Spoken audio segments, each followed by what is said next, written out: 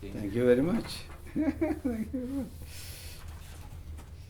So my first question is, what's your curses? What did you do in your life to arrive today to Geneva and with this opinion? See, I was working with young people of India for many years. And through young people, I was working with the landless people of India for many years.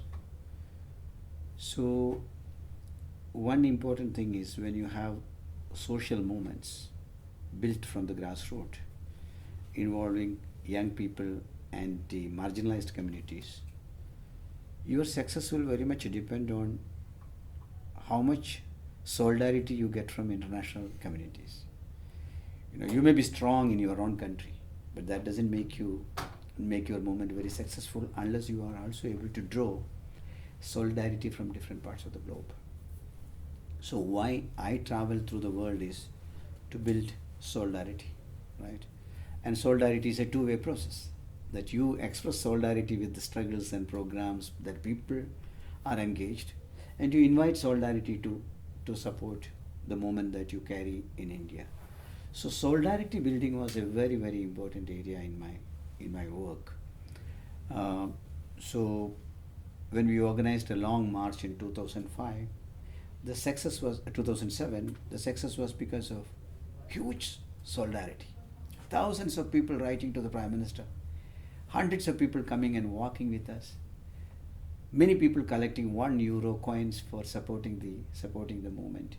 And again, when we did something in 2012, 50,000 people marching to Delhi, we got huge solidarity from international community.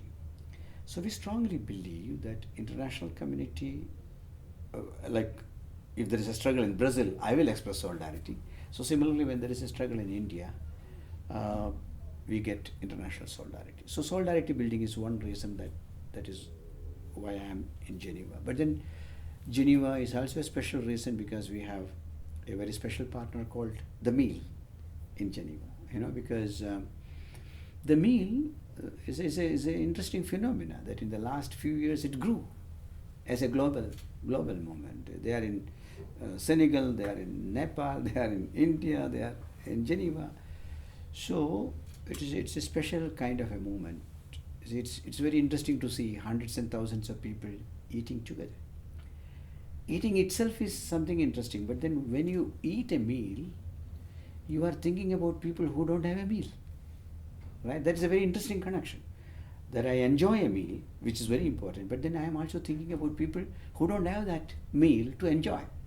So this feeling of responsibility through the meal, that ultimately at the end of the day everybody need a meal, right? So the meal is basically addressing this question of deprivation, that millions of people who are deprived because they don't have land, because they have no control over forest, they have no control over water.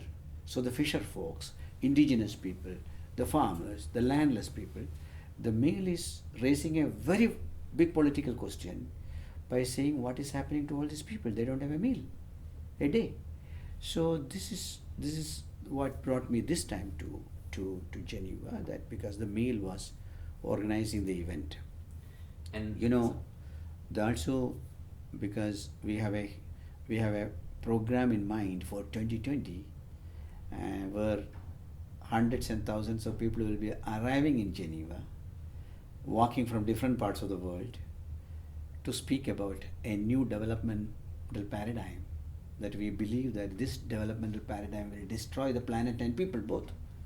So when you want to speak about a new paradigm of development based on the philosophy of Mahatma Gandhi, we will be basically coming to Geneva. And our main partner is going to be the meal. So we are building together this large movement, and I wish that through a process of partnership, we will be able to not only create greater awareness about what we should do in order to address poverty and problems, but we are also going to work together to create a better world for people to live. Yeah. That brings me to Geneva this time. okay, and how is the meal helping you for your action? So the meal to in 2012 we were walking to Delhi, 50,000 people. See, we have a special way of walking. We are on the national highway. We eat only one meal a day, and we sleep on the road. We are under open sky. So this is a very kind of emotional kind of a thing. Dancing, singing, thousands of people on the road.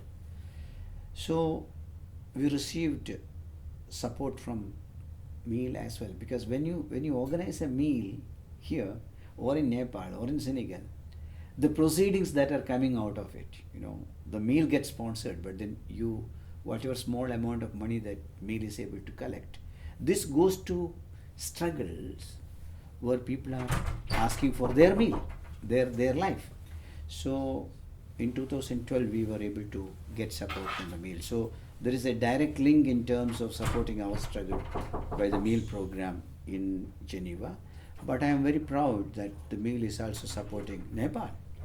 After the earthquake, whatever proceedings the meal was able to collect, they used it for supporting. So this idea that we get all sensitive people together, we get well-meaning people together, we organize a meal, and through that process we support struggles across the globe, is a very, very interesting feeling. And then we have benefited from that feeling, and we want to express our solidarity when they organize a program in Geneva, right? So it's mutual. Solidarity is always mutual. Thank you. My third question is, what do you think about the world in today? The world.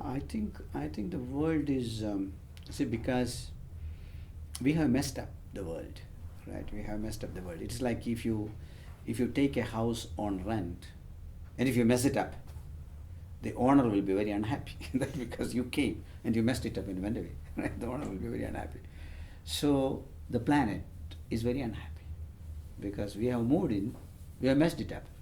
We have destroyed, polluted all the water sources, we have polluted the sky, we have polluted the air.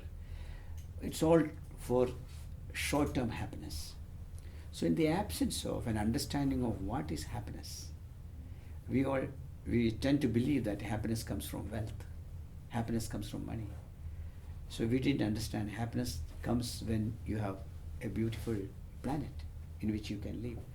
So the lack of awareness among people who are occupying the planet has led to disaster. And now we are speaking about global warming and climate change and disaster that we have created. So this is time for us to undo the mistake that we did. Probably we messed it up, but we can correct it if we want. But I don't see that readiness in the world. We continue to mess it up, right? But we speak about the mess, but we continue to mess it up. So it is not just speaking about the mess, it's also acting to correct the mess that we have produced. So I hope that the world will become a wiser place. People will not only speak about climate change and global warming in conferences, but will also act. The acting will mean changing our way of life, right? Changing our way of consuming and changing the market system, changing the economy, changing the media, changing the education. So a lot of changes are to be made if you really want to change the world and correct the messing that we have done. So this is time for us to think and act both. And you're acting particularly in India for the farmers to get earth. Can you tell us? Can you tell me more See, about this project? we believe that, look, I mean, poverty is one major problem that the world is facing today. Poverty and marginalization. And increasing level of poverty and marginalization will lead to greater level of violence. So, who would like to live in a violent world? Too violent a world, right? Violent economy and violence and war. This is not a place to live.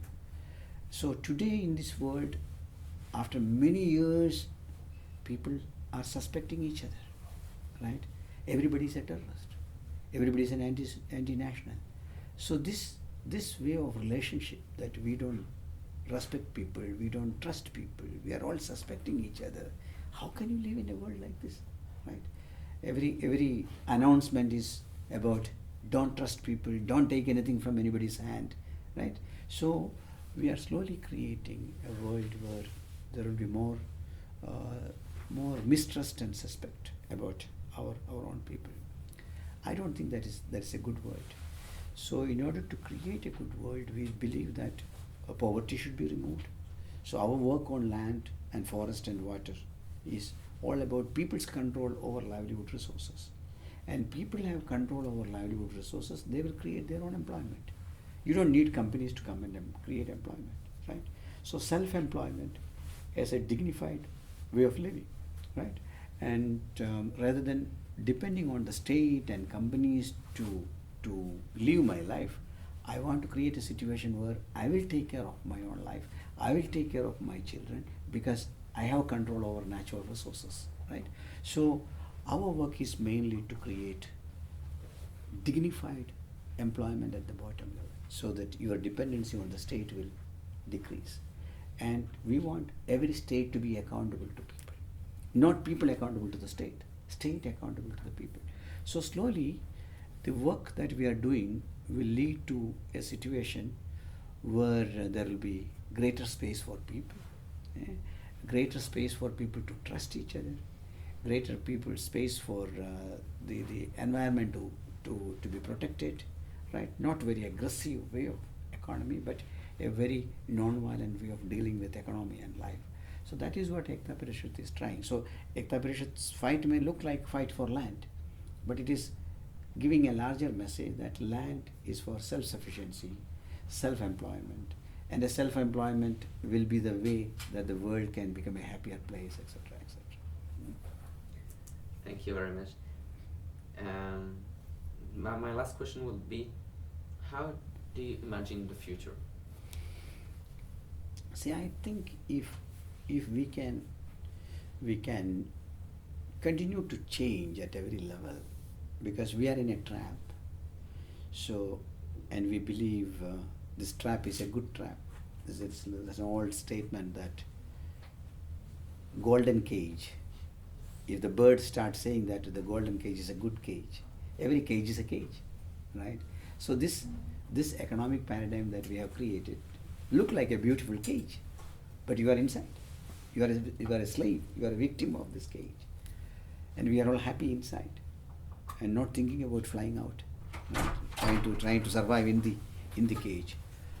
A future, to my mind, will be radical transformation of our educational system, so that young people will critically think, right? See, when I join a company, I will see whether this company may give me huge amount of money as salary, but what am I going to do with this company, right? If I am working with Coca-Cola or Pepsi-Cola or arms producing companies, my capacity to see, look, I may get good salary, but then is that what I want? The world to end up in war and arms and soft drinks, and so I think we don't have an educational system whereby we are able to give people critical mind. When we consume everything from the market, how many people really ask this question, that what am I doing? I am behaving like a monkey, buying everything that is around me. So this monkey behaviors, we need to transform. So my futuristic vision will be an educational system that will transform people to look at things critically.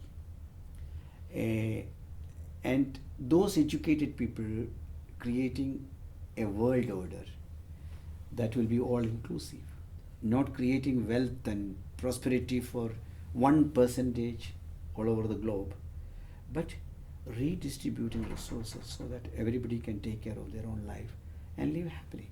So my futuristic vision will begin with an educational system, a formation system, whereby people look at the world with a critical mind, with a greater understanding, and not run for accumulation, but for distribution, right? Accumulation is a disease.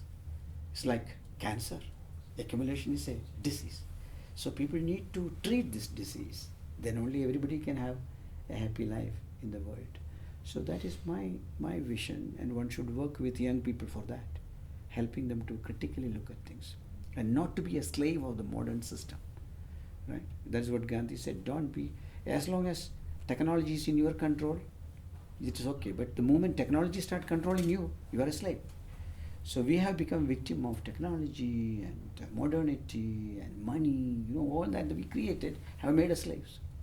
So our capacity to challenge those notions and create a world where we feel happiness. Everybody is happy. I'm also happy. My happiness will derive from the happiness of everyone.